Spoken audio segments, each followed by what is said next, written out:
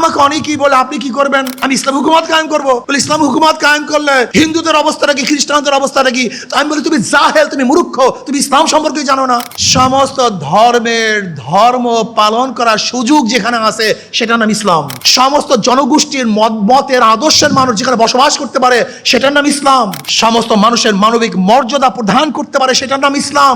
বাদশাহ আলমগীর রহমাতুল্লাহ আলাইহি পাক ভারত উপমহাদেশে 50 বছর শাসক ছিলেন, 1-2 বছর না, 50 বছর। তিনি ইচ্ছা করলে এই পাক ভারত উপমহাদেশের প্রত্যেকটা মন্দির ভাঙতে পারতেন, কিন্তু একটা মন্দিরও ভাঙেন নাই। সব গির্জাগুলি ধ্বংস করতে পারতেন, একটা গির্জাও ভাঙেন নাই। 47-এ যদি ভারত থেকে আমরা আলাদা না হতাম তাহলে 71-এ বাংলাদেশের স্বাধীনতা আমরা পেতাম না। ব্রিটিশ হটাও আন্দোলনে মুসলমানদের শেরকাত শরিক সবচেয়ে বেশি ছিল। পাকিস্তান করার পিছনে মুসলমানদের আন্দোলন এবং কার্যকরী ভূমিকা সবচেয়ে বেশি ছিল। আবার 71 তুমি দেখো, বীর মুক্তিযোদ্ধা, বীর উত্তম, বীর শ্রেষ্ঠ যতজন আছে এর মধ্যে প্রায় 98% মুসলমান। 2024-এর জুলাই আগস্টের আন্দোলনে যারা শাহাদাত বরণ করেছে, মৃত্যুবরণ করছে, 100 সবাই মুসলমান। আমার দর্শনে আমি দেখেছি আমাদের পরিচয় আমরা জানি না। অনেকেই আমরা আমাদের আত্মপরিচয় দিতে সংকোচবোধ মনে করি। আমি কি?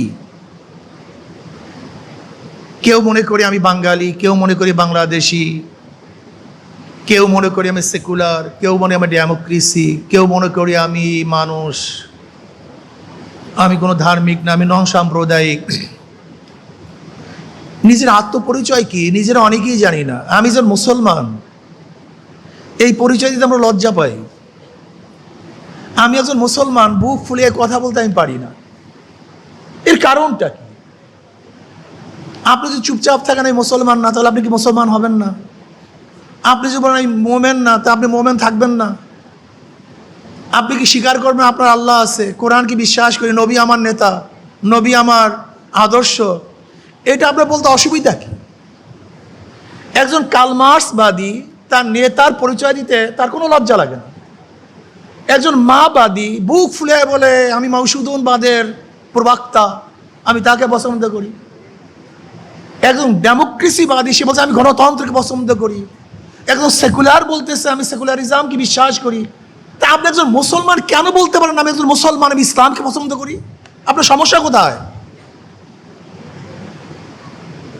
আল্লাহ পাক নিজেই তো বলেন আমান আহসানু কাওলাম মিম্মান দা ইলাল্লাহি ওয়া আমিলা সালিহাও ওয়া ক্বালা ইন্নানি মিনাল মুসলিমিন। আমি একজন মুসলমান। আপনার পরিচয় আগে ঠিক করেন, আপনি কে? আগে আপনার পরিচয় ঠিক করেন। যত ভেজালের জায়গা এখানে, আপনার পরিচয় আপনারা জানেন না। এই আমি কয়েকদিন আগে বিদেশে ছিলাম, সিঙ্গাপুর গেছিলাম, মালয়েশিয়া দেখছি, যেমন খুশি তেমন সাজো, যার যেরকম মনে চায় চলতেছে ফিরতেছে।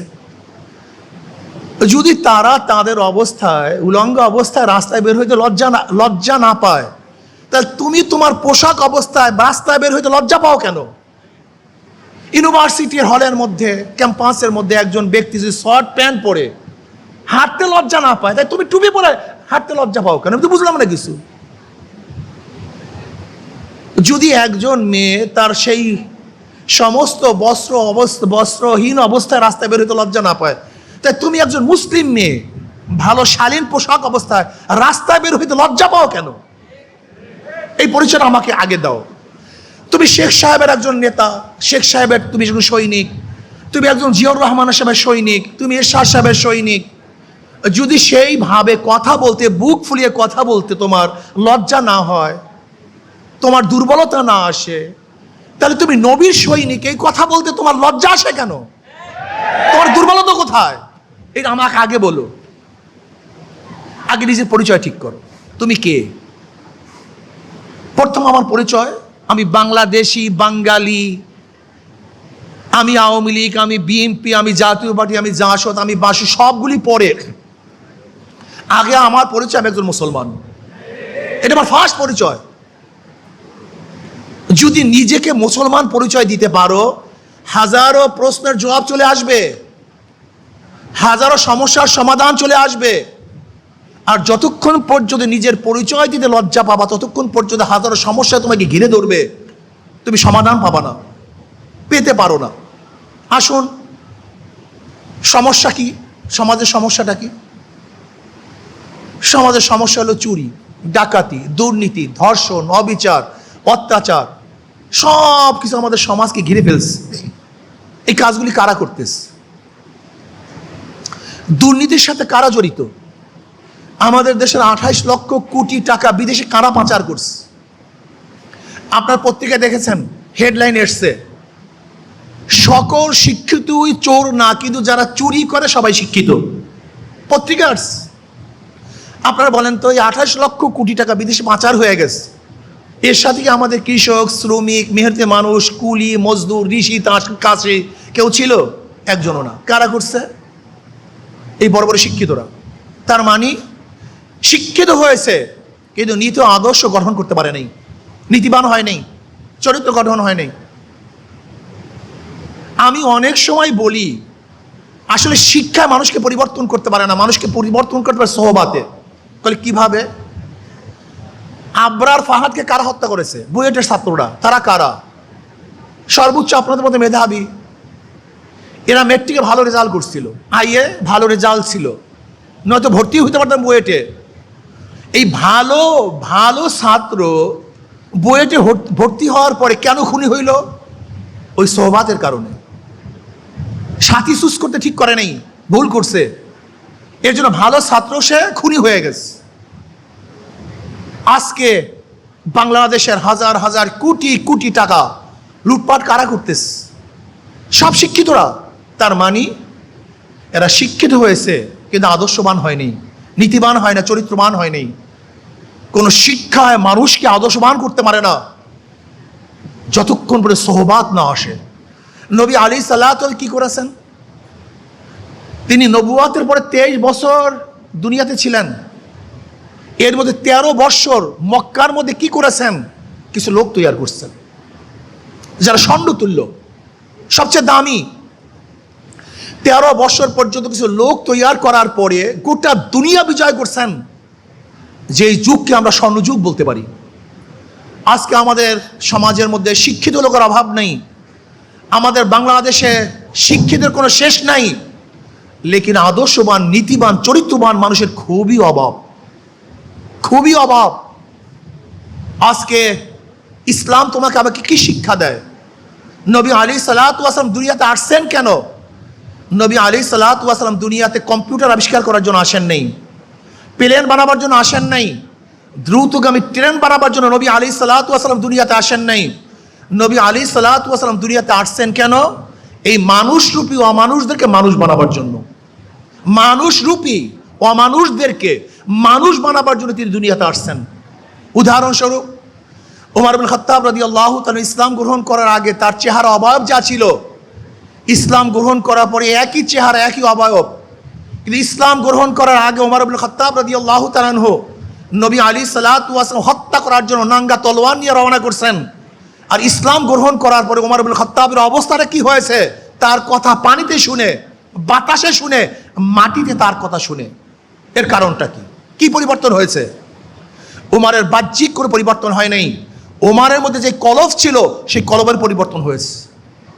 আপনারা জানেন তাহিয়াতুল কলবি রাদিয়াল্লাহু তাআলা আনহু ইসলাম গ্রহণ করার আগে নিজের ঔরাস জাত 70টা মেয়ে সন্তানকে হত্যা করেছিল।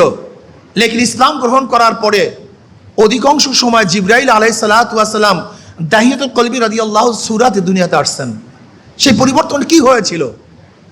বেলালে হাবশির মতো গোলাম, যাদের কোনো দাম নাই, মূল্য নাই, যাদেরকে কোনো মানুষ পছন্দ করতো না, নিজে কালো, নিজেও গোলাম, বাবাও গোলাম, দাদাও গোলাম।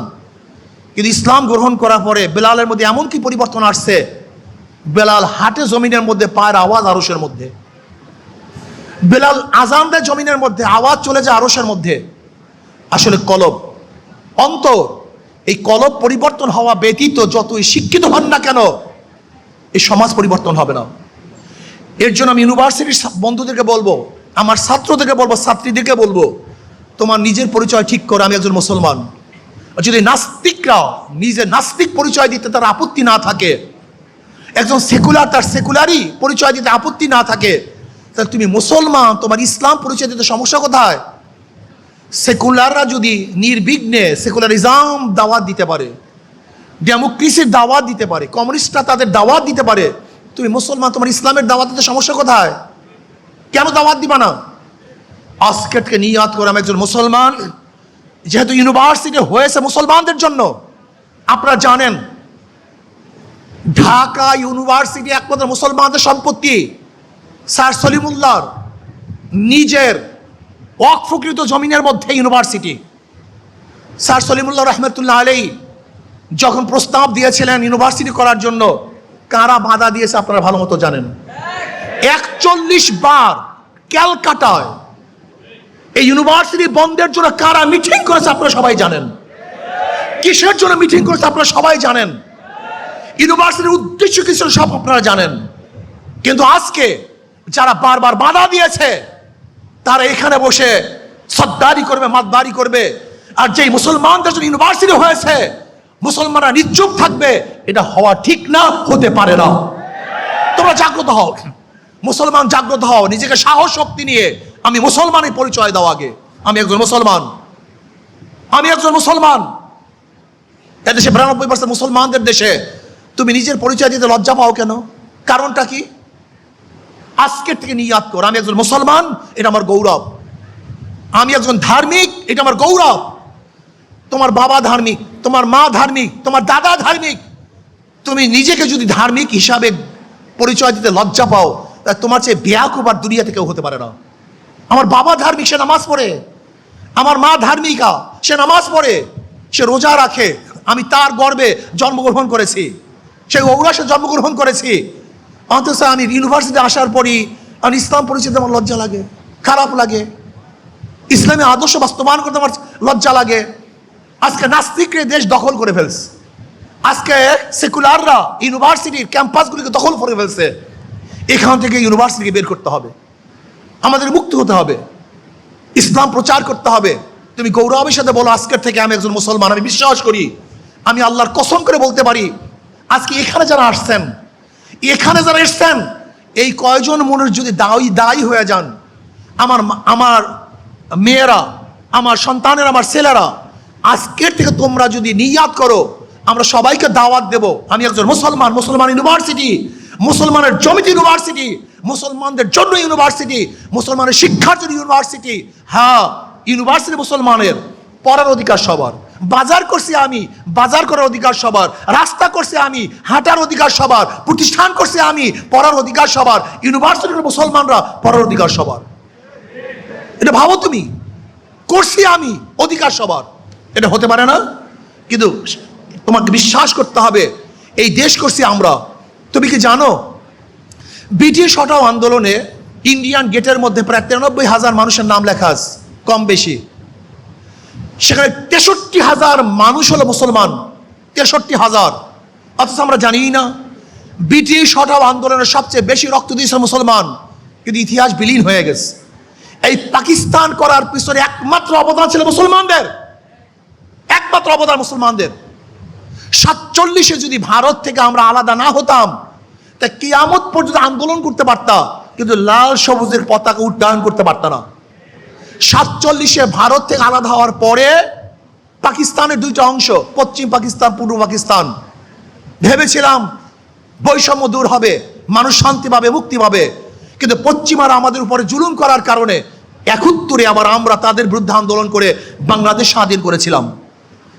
যদি ওই সময় মুসলমানরা ভারত থেকে আলাদা হয়ে পাকিস্তান করতে না পারতো, তাহলে কিয়ামত পর্যন্ত আন্দোলন করতে পারতা।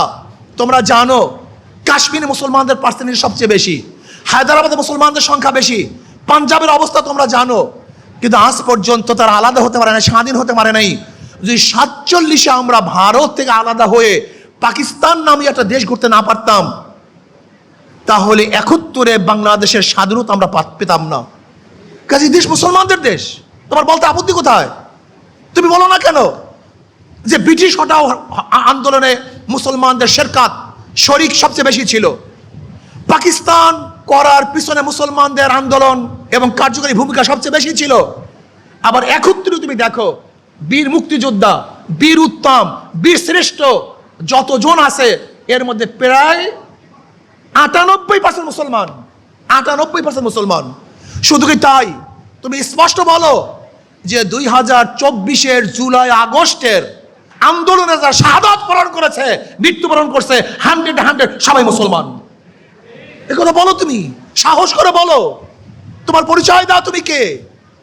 তুমি এইভাবে পরিচয় দাও যে 750-800 বছর পর্যন্ত এই পাক উপমহাদেশের শাসক ছিল মুসলমান, বলতে থাকো, সমস্যা কি তোমার? এটা সত্য ইতিহাস, এইটাই সত্য। তুমি এইভাবে বলো, গোটা পাক উপমহাদেশ, গোটা দুনিয়ার মধ্যে পরিচয় লাভ করাইছে মুসলমান, এটা বলতে থাকো। তুমি এইভাবে বলো, ব্রিটিশ হটাও আন্দোলনের প্রথম সংগ্রামের সূচনা করেছিল শাহ আব্দুল আজিজ সাহেব রহমতুল্লাহ আলাইহি। 1803 ঈসাই সালে যখন ব্রিটিশ দিল্লি দখল করে, তখন শাহ আব্দুল আজিজ সাহেব রহমতুল্লাহ ঘোষণা দিয়েছিলেন, আজকের থেকে পাক উপমহাদেশ দারুল ইসলাম নয়, দারুল হরব। এই ব্রিটিশদের বিরুদ্ধে আন্দোলন করা প্রত্যেক মুসলমানদের জন্য ফরজে আইন। ওই দিনই ব্রিটিশ হটাও আন্দোলনের বীজ বপন হয়েছিল, বলতে থাকো, সমস্যা কি তোমার? অথচ তুমি কি হয়েছ? বাঘের বাচ্চা ইঁদুর হয়েছ, তুমি বাঘের বাচ্চা বিড়াল হয়েছ, তুমি বাঘের বাচ্চা মুসলমান, আজকে ইঁদুর হয়েছ তুমি, তোমাকে বিড়াল বানানো হয়েছে। ইসলামের পরিচয় ধ্বংস করে তোমাকে ধ্বংস করার চক্রান্ত করতেছে। প্রথম যদি আমি আমার পরিচয় না জানি, আমার বাবাকে, আমার মাকে, আমার বংশ কি, আমি কি পরিচয় দেব? এই পরিচয়হীন ভাবে আমাদেরকে গড়া হচ্ছে। তোমার পরিচয় কি? আমি বাঙালি, আমি বাংলাদেশি, আমি সেকুলার, আমি উদারপন্থী, আমি নন সাম্প্রদায়িক। তুমি এইভাবে বলো আমি এখন সাম্প্রদায়িক মুসলমান, মুসলমান সম্প্রদায়ের লোক আমি। সাম্প্রদায়িকতা ভিন্ন জিনিস, সম্প্রদায় ভিন্ন জিনিস।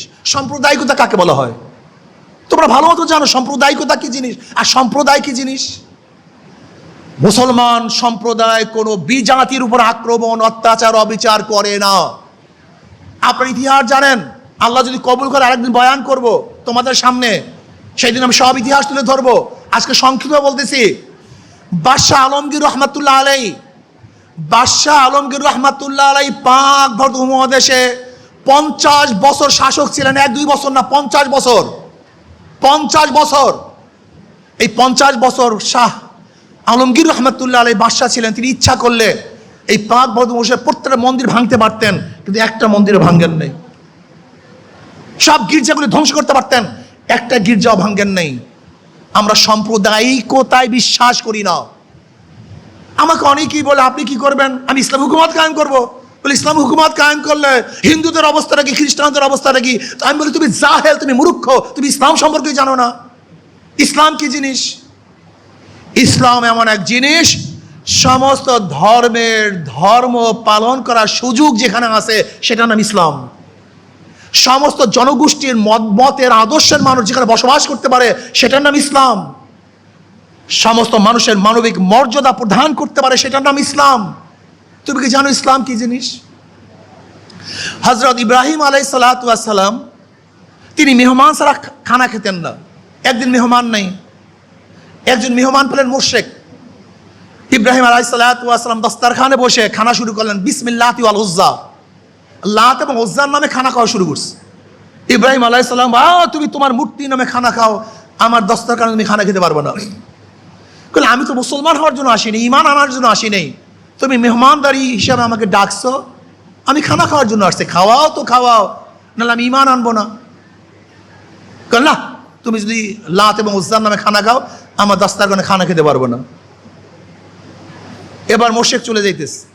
আল্লাহ পাক রব্বুল আলামিন ডাক দিয়ে বলে, ইব্রাহিম, এই মুশরিক 80 বছর পর্যন্ত লাত এবং উজ্জার নামে খানা খেয়েছে, আমি একদিনও তার খানা বন্ধ করি নাই। আজকে তোমার সামনে বলার কারণে তুমি খানা বন্ধ করে দিয়েছো। আমি তো রেজেককে আম করে ফেলছি। বৃষ্টি হিন্দুর উপরেও পড়ে, মুসলমানের উপরেও পড়ে। খাদ্য মুসলমানের জমিতেও ফলে, হিন্দুর জমিতেও ফলে। আল্লাহ পাক রেজেককে আম করছেন, চিকিৎসাকে আম করছেন, বস্ত্রকে আম করছেন, শিক্ষাকে আম করছেন, বাসস্থানকে আম করে ফেলছেন। সাধারণ আম মানে সাধারণ, সবার জন্য সমান। ইসলাম যদি আসে, শুধু মানুষ নয়, ইসলাম কি জিনিস জানেন?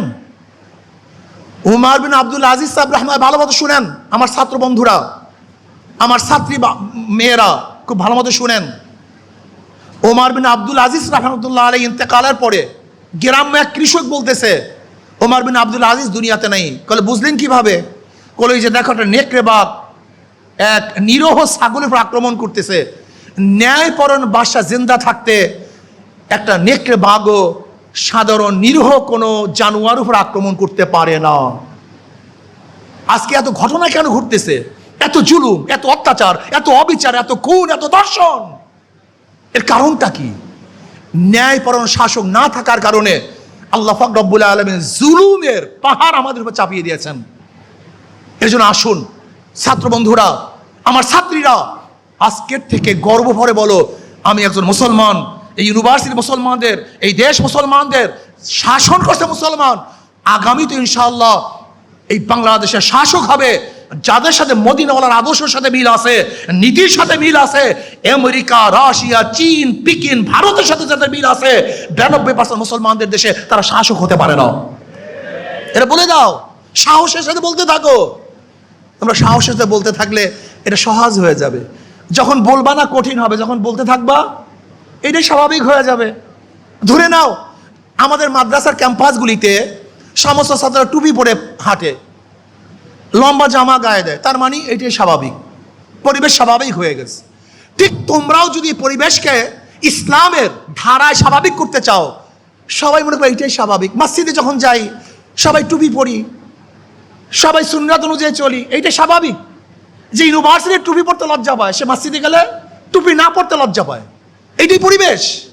আজকে পরিবেশ সৃষ্টি করি, দাওয়াতের পরিবেশ সৃষ্টি করো। ইনশাল্লাহ রাজি আছি না?